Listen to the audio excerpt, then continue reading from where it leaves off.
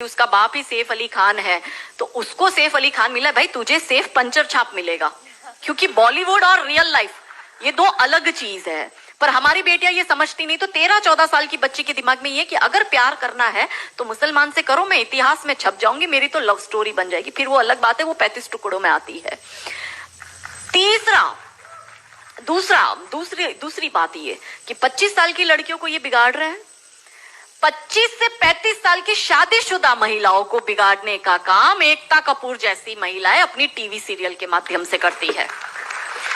कैसे करती है कि वो अपने टीवी सीरियल में एक महिला बिल्कुल टिपिकल हमारे ड्रेसअप में, अच्छी सी साड़ी, बड़ा बड़ा मंगलसूत्र, बड़ा सिंदूर, बड़ी बिंदी, पीछे अंबे माँ का बहुत बड़ा स्टैच्यू होगा। आप देखना उसके सारे सीरियल में ये इंडिकेट्स होते हैं कि हिंदू धर्म को बर्बाद कर दो। देखिए, कोई भी देश को बर्बाद करने के लिए बम, बारूद, गोला, असला, मिसाइल दागने की जरूरत नहीं है।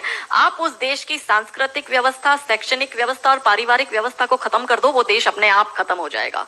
यही षड्यंत्र चल रहा है। तो इस देश में महिलाओं और बेटियों के दिमाग को खराब कर दो, क्योंकि हम परिवार व्यवस्था में समझते हैं तो जो बेटी हमारी आज हमारे घर की बेटी, वो किसी के घर की बहू बनेगी और वो दो परिवारों को जोड़ती है, तो उन परिवारों को बर्बाद करने का षड्यंत्र चल रहा है। तो होता क्या है, दिखाएंगे क्या सीरियल में? प्यार एक से करेगी, शादी दूसरे से करेगी, फिर जीवन में कोई तीसरा आएगा, दूसरा मर जाएगा, फिर चौथा पसंद आएगा, फिर दूसरा जो मर गया वो जिंदा हो जाएगा, फिर कंफ्यूज हो जाएगी चौथे के साथ जाऊं कि दूसरे के साथ जाऊं। यही दिखाती है वो। क्या सच में यहाँ जो मेरी महिला, मेरी बहनें बैठी है, वो बताओ कि क्या हम हिंदू महिला है 4-4 पुरुषों के साथ संबंध रखती है? बताओ, जोर से बोलो।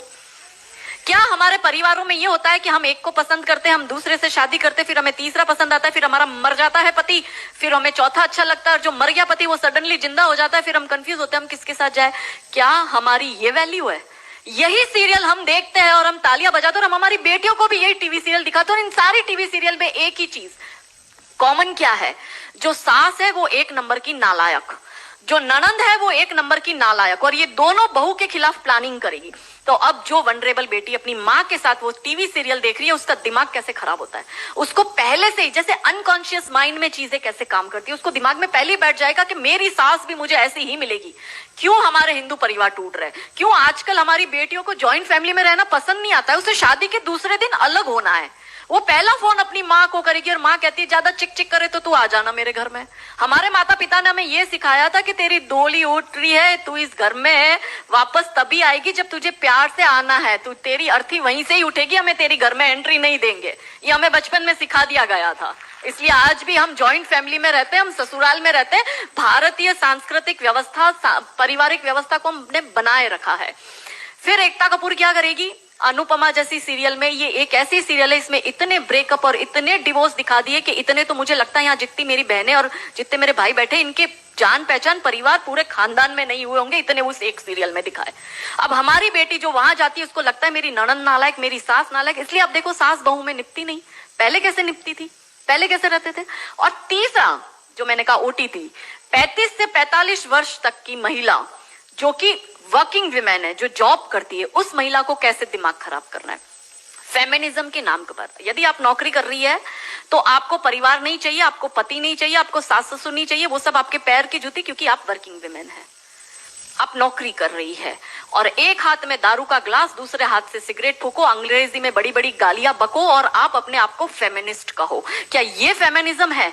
ये फिल्म क्यों नहीं बनाते नायिका देवी पर, दुर्गावती पर, रानी कमलावती पर, रानी चिन्नमा पर, रानी अब्बका पर, रानी लक्ष्मीबाई पर? ये ऐसी फिल्म क्यों बनाते हैं? ये बनाए रानी नायिका देवी पर फिल्म के जिसने मोहम्मद गौरी को नपुंसक बनाकर गुजरात से मार के भगाया था और वो 13 साल तक वापस भारत में नहीं आया था। ये इसलिए नहीं बनाएंगे क्योंकि भारत की बेटी को करीना खान बनाकर उसकी कोख से तैमूर और जहांगीर पैदा करवाने हैं। बहुत बढ़िया, बहुत बढ़िया। ये नहीं चाहते कि हमारे देश की बेटी दुर्गा